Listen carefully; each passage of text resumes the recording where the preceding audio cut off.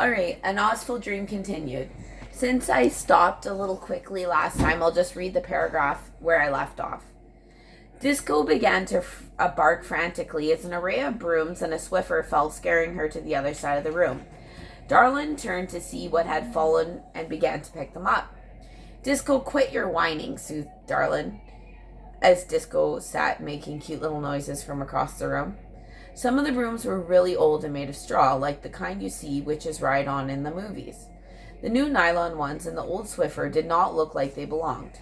Darlin concluded that they were actually used for cleaning. But by looking at the room, she could see that it had been a while since anyone had done any cleaning. After cleaning up her mess, Darlin went back to the now soundless book that was laying wide open. The pages were tattered and made out of old parchment paper. Looking at the page that was open, Darlin read, Sunny Day, Houndstooth, Powdered Thyme, Bottled Sun, Pulverized Daisies, Stir in Western Wing. Let settle, then blow till desired day. This is a spell for a sunny day, said Darlin to herself, flipping the page. Every page she looked at, she had a different spell. There was Time Saver, Invention of Need, Glory Days, not to mention a few hundred more. When Darlin turned to the back, she seen that the last 20 or so pages were diagrams of a hand holding wand in different positions with command words. She skimmed over them for a few seconds, but Disco's whine was getting annoying. Darlin went to walk over to the other side where Disco was when she seen it. The gripping fear from her childhood was flooding through her, like glass of hot coffee being overfilled. Was that it? The faces, the sounds, all the torn fragments of the awful day were racing through her mind. Just beside the table, a red silk cover was draped over what looked to be one of those giant globe stands. That was it. She could never forget. Darlin walked by it without taking her eyes off it. When she was finally clear of it, she turned and walked around the other side of the cauldron. On an easel just in front of the cauldron was a single page out of the spellbook. Vanity, she read out loud, then took a moment to read some of the ingredients. Disco whinings cut it short.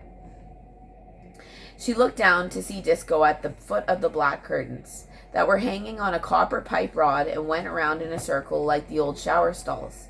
Shush up, Disco. Wow, look at that, said Darlin, slightly annoyed.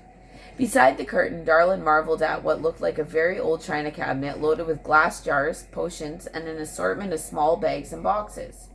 Skimming through some of the labels, Darlin could see that this was stock for actually making spells.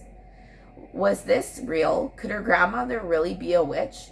Was Darlin's recent interest in witchcraft come from her grandmother?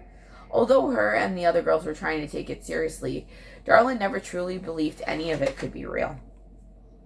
I think it was like one last game before throwing up to her. It was make-believe, but with enough literature and science that she could at least try to believe in the possibility of the Wiccan way. Now that has all changed, as she held a bottle that contained blood of Barnum, whatever the heck that is. Yeah. Darlin pulled out her celly to check the time. She had been on this wild goose chase for 3 hours. She put her phone back in her pocket and realized that she had to find her way out. She could have spent all day in there, going through all the knickknacks, spells, and cool stuff. But she did not want to get caught and have to find a way out. Winter and Kaylee will never believe this, she thought as she continued walking around the golden egg-shaped room. Back when she came in, she looked through the glass door she had entered the room in. It wasn't a mirror, but she could see her reflection slightly in it. She could see behind her on the other side of the cauldron was a dusty old bookshelf. Darlin immediately turned around and walked around the cauldron to see if there was a copy of the book. On her way over, she cautiously passed the covered globe and couldn't take her eyes off it. Upon reaching the bookshelf, Disco's odd behavior caught her attention again. Hold on, let me look for the exit, Darlin consoled. The bookshelf contained many books, but it did not take long for her to locate the old copy of The Wizard of Oz. Darlin went to pull it out, then paused. After what happened in the tower, she thought that she should grab Disco first, bending down on one knee. Darlin called out, "Come here, girl, come here." Disco just looked back at her and did not come. Underneath the black curtain, Darlin could see what looked to be a pair of metal shoes. She got up and walked over and picked Disco up. Out of curiosity, Darlin pulled back the black curtain and could not believe her eyes.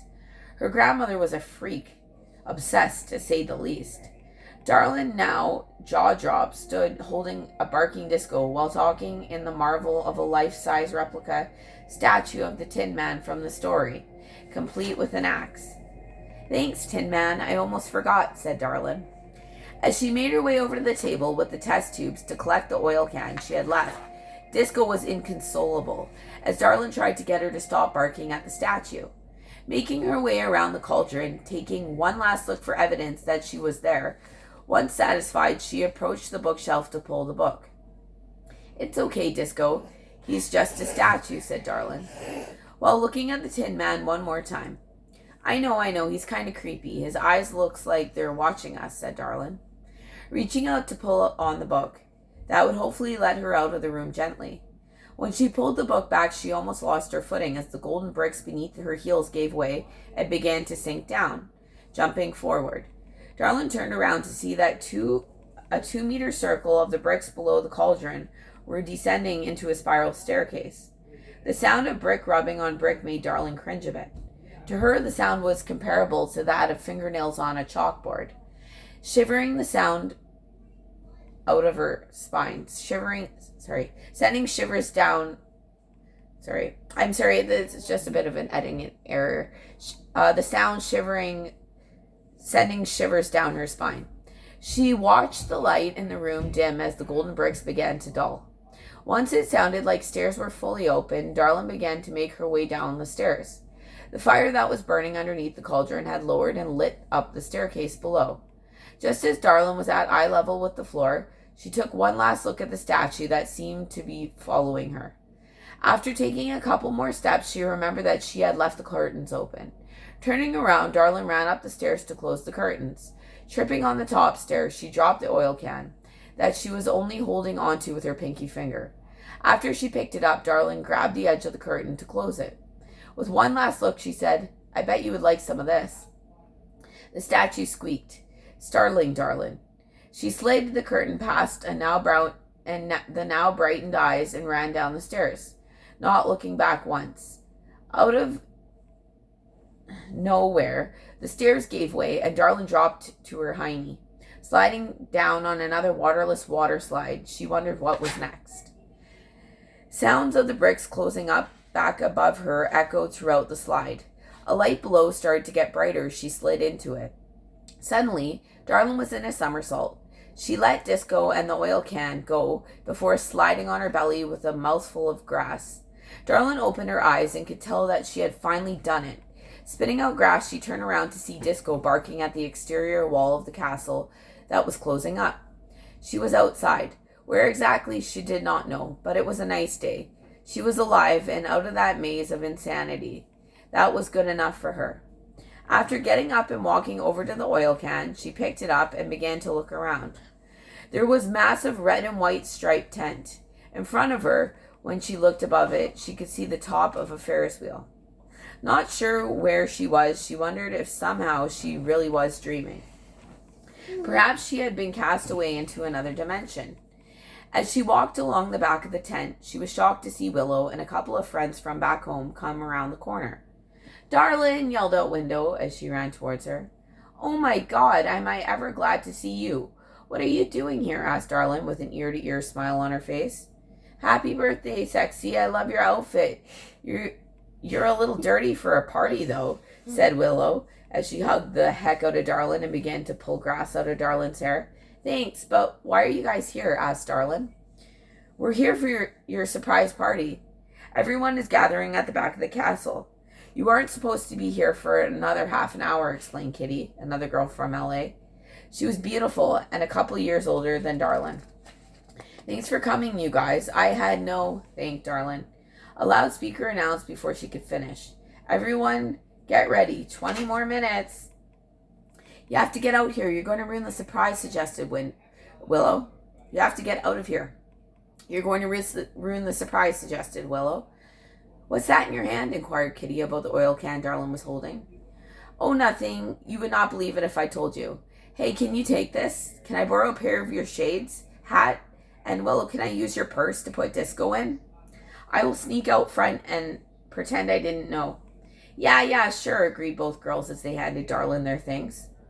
Darlin put on her disguise. She had put on Kitty's bright red sun hat that had a big daisy on the front. The brim was very large. It dropped down in a few places, and it hid her face very well. With the sunglasses on, she looked kind of like Kate Winslet, getting ready to take a ride on the Titanic. Willow's purse actually went well with the hat. With Disco in purse, Darlin started to walk away, then stopped. Wait, I do not know the way. Willow, will you walk me? Asked Darlin. You do not know the way? How did you get back here in the first place, Darlin? Are you okay? Inquired a now concerned Willow. I'm okay. I just came out here a couple of hours ago following Disco through the grounds, and I don't remember which way we came. Will you show me? Explained Darlin. Yeah, sure. What do you want to do with this? Asked Willow, holding up the oil can. Darlin looked to Kitty. Kitty, can you hide it for me? Sure, no probs. See you guys in a bit, waved Kitty as she caught the oil can. See the next video for the rest.